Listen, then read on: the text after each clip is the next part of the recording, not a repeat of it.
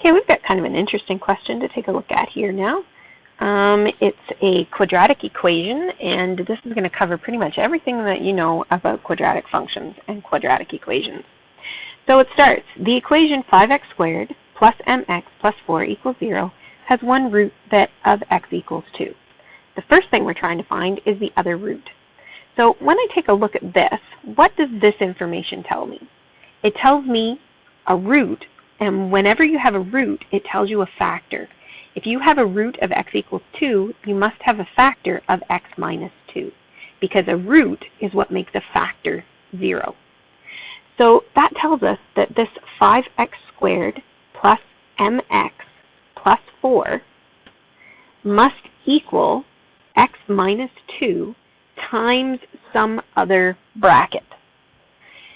Now we need to figure out what this bracket is, and there's enough information to do that because I know that the two front numbers, this x and whatever I put here, have to give me 5x squared. Well, what do I have to multiply x by to get 5x squared? That's going to be 5x. And I also know that this is the answer I get when I multiply this by whatever is here. So I have a negative 2. What do I have to multiply negative 2 by to get a positive 4? Well, that answer is negative 2. So now I have this together. I have the second factor. If I have the second factor, I have the other root. Remember, a root makes a factor 0, so I have to figure out what makes this 0. 5x minus 2, what's going to make that equal to 0? That's as simple as solving a linear equation.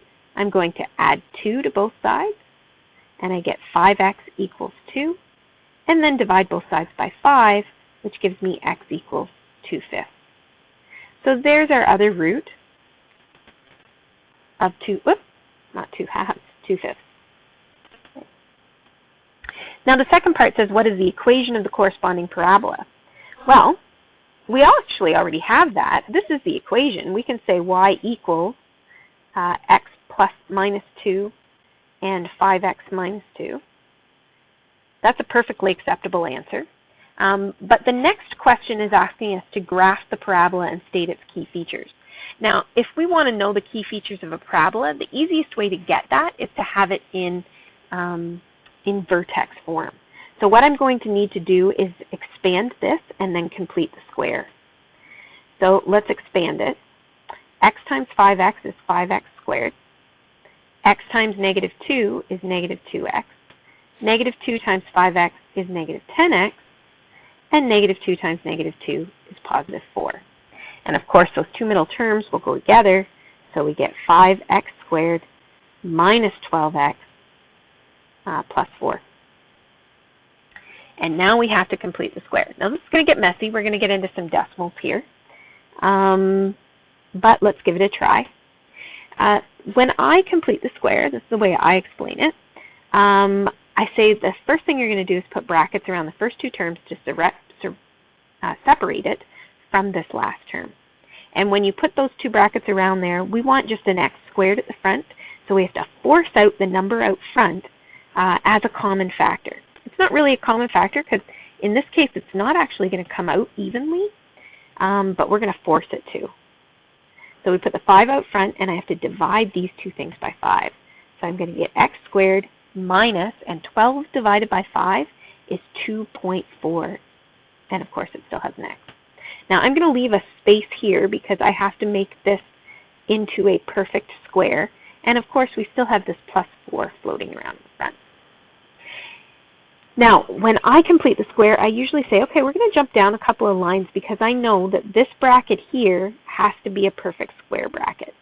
And in order for this to be a perfect square bracket, the number that goes in here has to be exactly half of what this number is, which is going to be 1.2. And the number that completes the square up here, when you square a perfect square binomial, you have to square this term.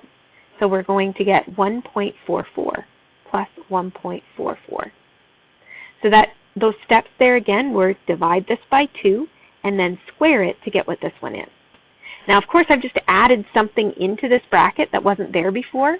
So to fix the fact that I've changed it by adding something in there, I have to take exactly the same thing away again. Now, I don't want this in here. This part, ooh, that's really thick. Let's undo and make that thinner. This part here actually is the completed square. This and this are exactly the same thing. So I want to take this out of the brackets, and this 5 belongs to everything in the bracket, so when I take it out, I'm going to have to multiply it by 5. So that leaves me with 5. What's left in this bracket? X squared minus 2.4x plus 1.44. And when I multiply 5 by 1.44, negative 1.44, and pull it out of the brackets, I get negative 7.2. And of course, that plus 4 is still there.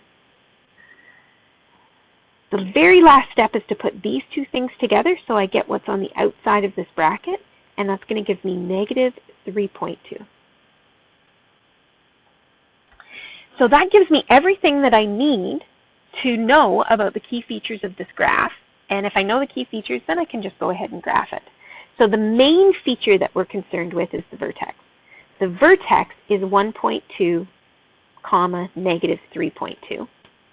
That's the main key feature. And we can put that on this graph that I have over here. Whoops.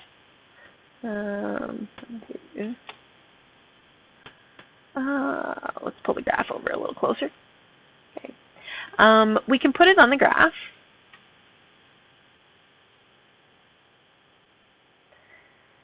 At 1.2, negative 3.2. 1, 2, 3, and a little bit. So it's right about there. We don't have to be perfect, but that's about where it is.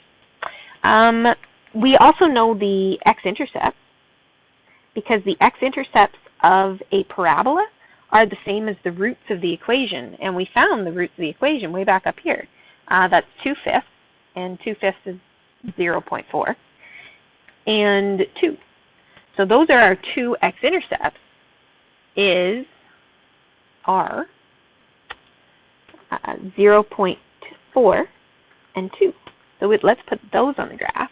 So there's 2 here, and 0.4 would be right about there. Okay. So this is a tall, skinny parabola. And actually, we've got 3 points here. This is enough to graph the parabola if you have 3 points.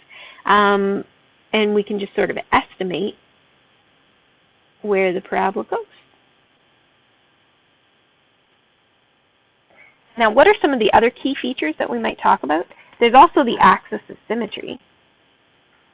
The axis of symmetry goes straight through the center of the parabola. So if I take a line and go straight through the center of the parabola, that will put us right about there. And that line is always labeled the same as the x value, as the x value of the vertex. So in this case, x equals, there's the x value of the vertex, 1.2. So it goes straight through 1.2 all the way along. What else do we have for key features? Does it have a max or a min value? Well, this parabola is right side up, which means that it has a minimum value because it has a low point. It doesn't get any lower than that point there. And that point there is the same as the y-coordinate of your vertex. So it has a minimum value of negative 3.2. We could also talk about the range. The range of a parabola is what all its x values are.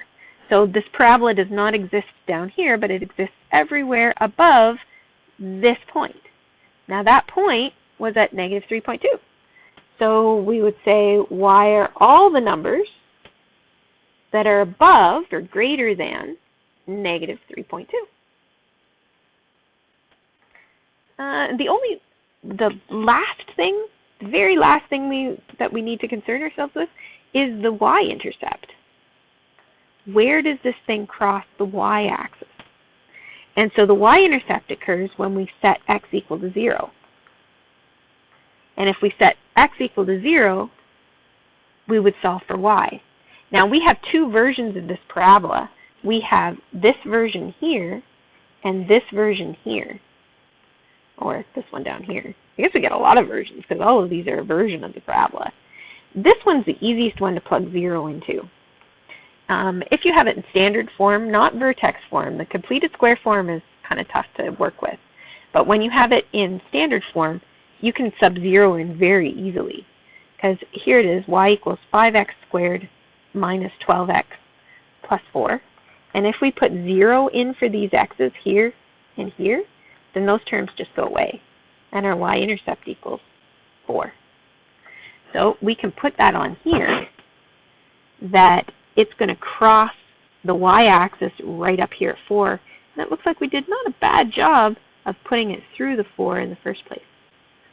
And if it goes through 4 here, then on the other side of the axis of symmetry, so this is like 1 and a little bit on that side, so we need to go a little bit and then 1, so there'll be another one right about there for it to go through if we use the symmetry of parabola. And I think that's got everything the question asked for.